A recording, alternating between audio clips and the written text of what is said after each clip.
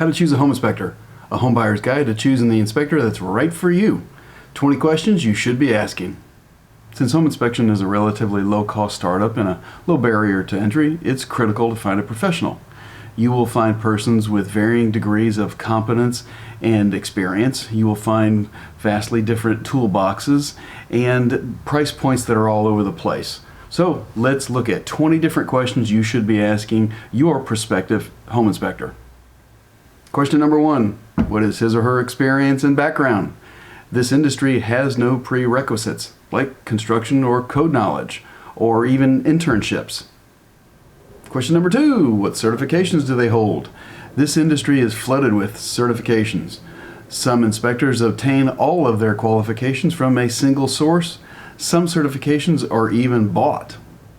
Question number 3, do they have any state or code authority certifications? Being a previous contractor is fantastic, especially if they're doing new construction. The International Code Council has certifications for building, mechanical, electrical, and plumbing. Question number 4, how long have they been performing inspections in Florida? Issues in Florida can definitely be unique. A home inspector from the north may know all kinds of things about boilers and ice damming, but next to nothing about heat pumps and mold.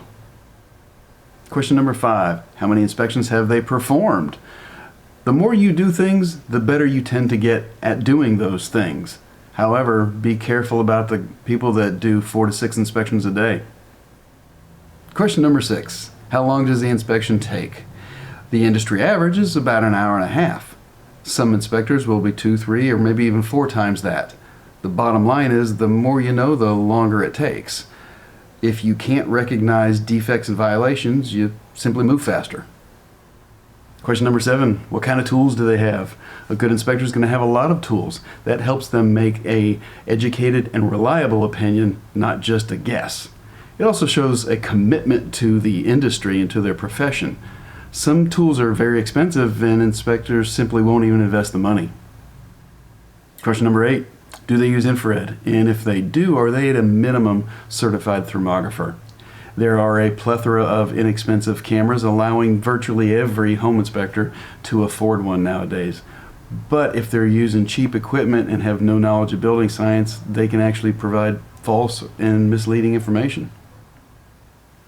Question number 9, what kind of reporting software do they use? Look, in this day and age, there's really no excuse not to employ good, reliable software that enables the inspector to implement photos, videos, and even live links.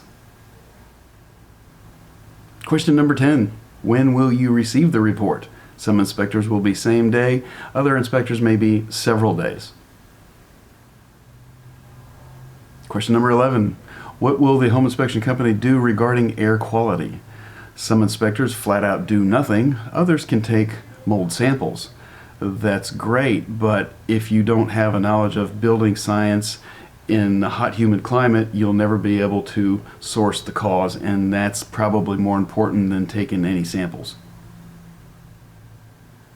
Question number 12, do they perform work on the homes that they inspect?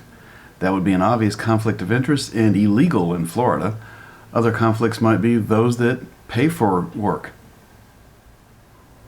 Question 13, are they familiar with historically defective building products and processes?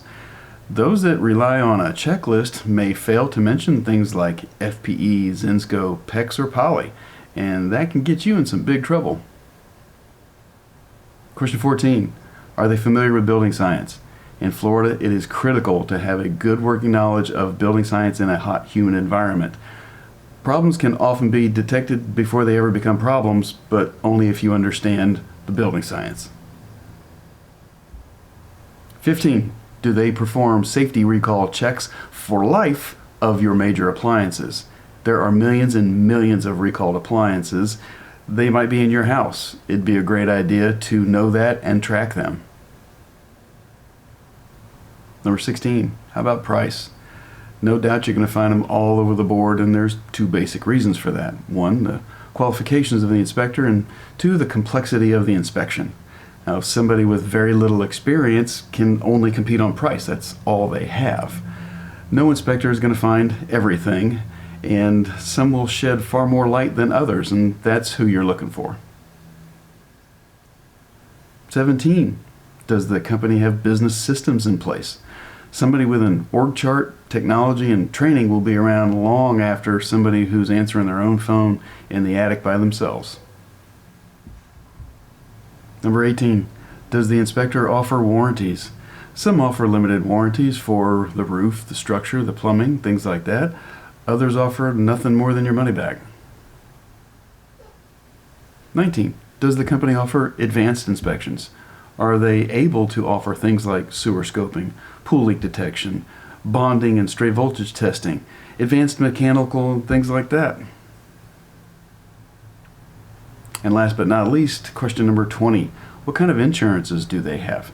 Somebody that offers only the state minimum standards is going to have a tough time handling expensive claims, while others that offer the state minimum plus E&O plus workman's comp are going to be in a much better position. Round Phil, round